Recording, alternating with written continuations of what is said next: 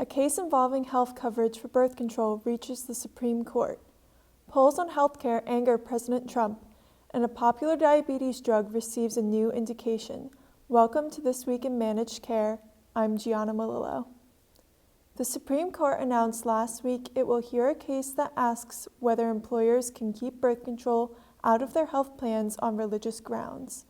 This is the third time the court has considered the Affordable Care Act's contraception mandate, but the first time since Justices Neil Gorsuch and Brett Kavanaugh were appointed. Attorneys General in Pennsylvania and New Jersey challenged the Trump administration's 2017 rule change that gave employers an exemption, said Pennsylvania Attorney General Josh Shapiro. Two federal courts have blocked the Trump administration's rules because they would allow virtually any employer to deny women access to contraception for any reason, including the belief that women should not be in the workforce.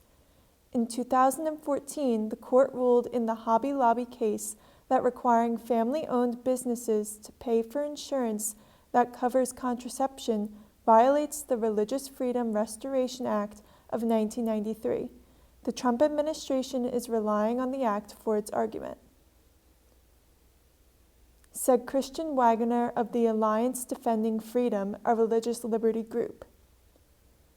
They're not interfering with employees' choices. This is about whether a person can run their business in a way that's consistent with their beliefs. It's about the right of all religious organizations and people of faith. For more, visit ajmc.com.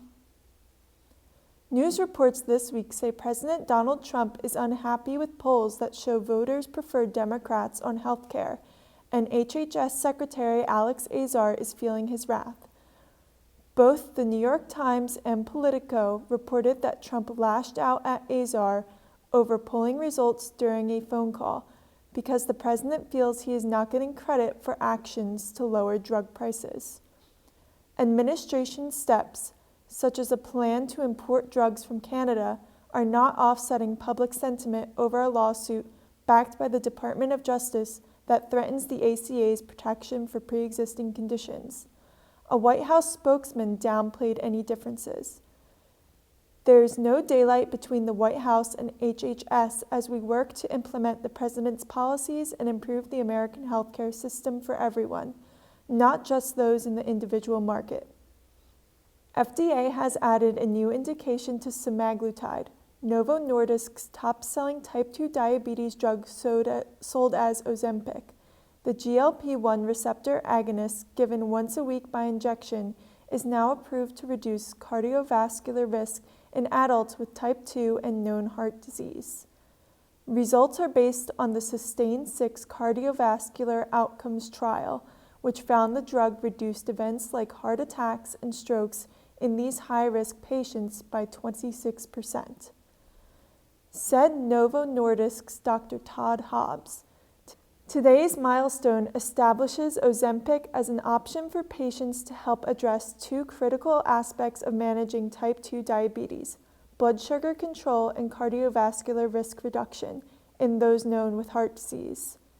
Novo Nordisk also added data to the label for an oral form of semaglutide, although that form of the drug does not yet have a cardiovascular indication. For more, visit ajmc.com. If you missed December's meeting of the American Society of Hematology in Orlando, you can catch up on the key results with our special recap issue of Evidence-Based Oncology, which is now available online. Coverage in the issue includes updates and interviews on the next wave of CAR T-cell therapy, clinical trial results, including Captivate and Candor, summaries of real-world evidence and patient-reported outcomes from poster presentations. The latest on biosimilars presented at ASH. For the full ASH recap issue, visit ajmc.com.